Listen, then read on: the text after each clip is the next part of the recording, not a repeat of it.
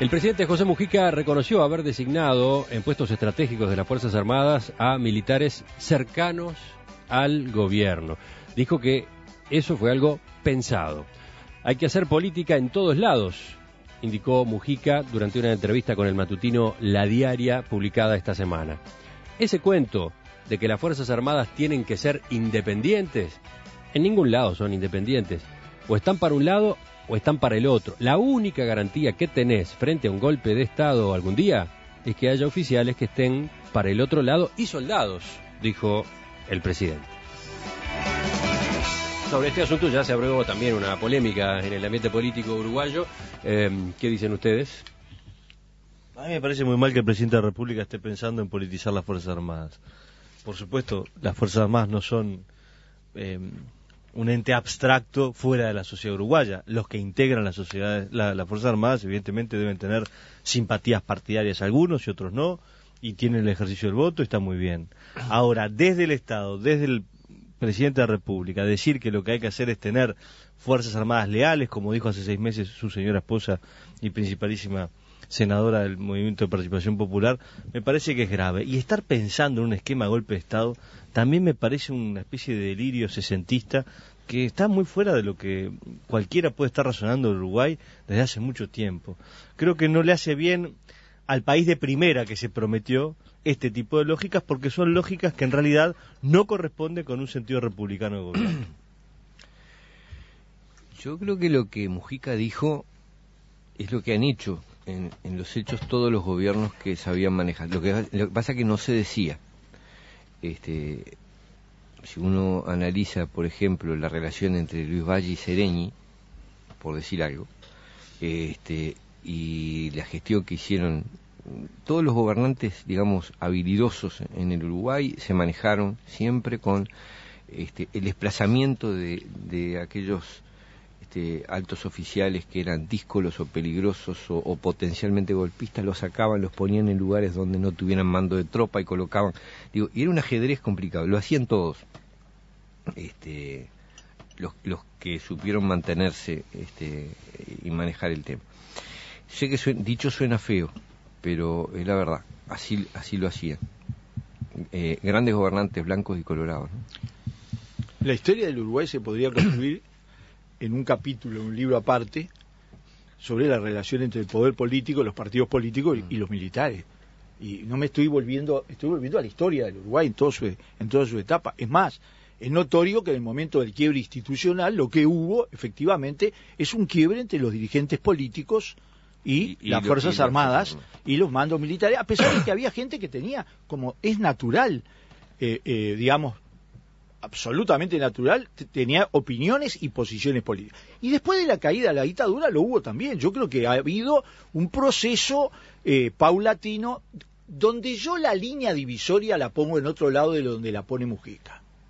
¿Ah? Para mí la línea divisoria es que lo que hay que hacer, no me gustan las alternativas blancas y negras, no me gustan porque son, además, no logran explicar las realidades. Yo la pongo del lado de los militares que están a favor de la democracia, a favor de las instituciones. Creo que en eso el Uruguay ha ido mejorando desde el 85 para acá, no solo con nuestro gobierno. Ha ido mejorando adentro de los partidos tradicionales.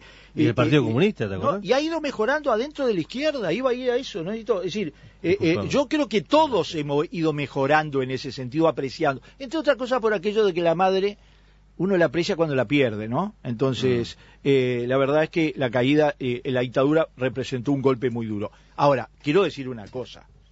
Mi visión es que en el Uruguay, militares de izquierda, a menos que alguien crea que los tenientes Artigas son de izquierda, ¿no? Cosa que no creo en absoluto, ¿no? Militares de izquierda se cuentan, con los dedos de media mano. Mira, Mujica habla de ese tema en la entrevista, ¿no? Porque después de reconocer eso que yo leía recién, el periodista de La Diaria le pregunta, ¿pero qué predomina hoy en las Fuerzas Armadas?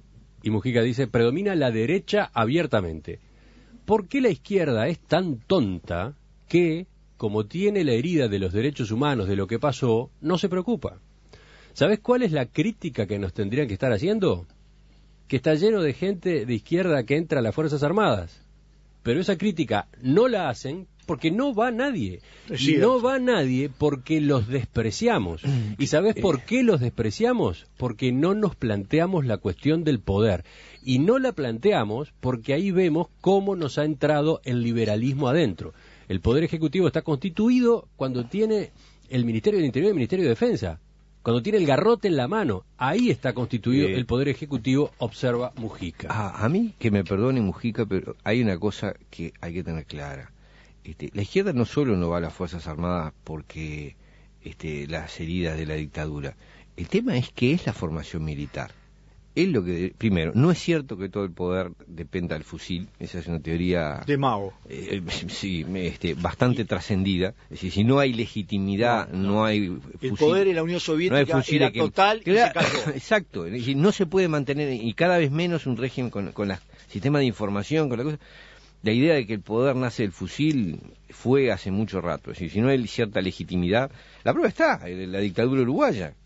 No, pero la prueba está en la Unión Soviética, las Fuerzas Armadas. Igual duró 70 años. Estamos de acuerdo. Pero quería redondear esta idea, que es, acá hay un tema más profundo que el que plantea Mujica, que es, ¿qué tipo de formación imparten las Fuerzas Armadas? ¿Qué tipo de cabeza le hacen a la gente? Y hasta dónde, es decir, como idea de fondo, el objetivo de la izquierda es copar el ejército, o el objetivo de la izquierda es que la formación militar no sea lo que es, e incluso cuestionarse hasta qué punto la existencia misma de las Fuerzas Armadas como objetivo a largo plazo debe ser cuestionada por la izquierda, ¿no? A veces pasa esto en la tertulia, ¿no? Se genera toda una discusión sin que hayan llegado a hablar todos aún. Sí. Carlos, ahí está esperando, Carlos. El excluido. Sí, pero hablaste mucho de la otra. Mirá que tenés el récord. La víctima. No, yo creo que una cosa es que Luis Valle y su vinculación con Seregni permitiera identificar militares golpistas y postergarlos en su carrera militar.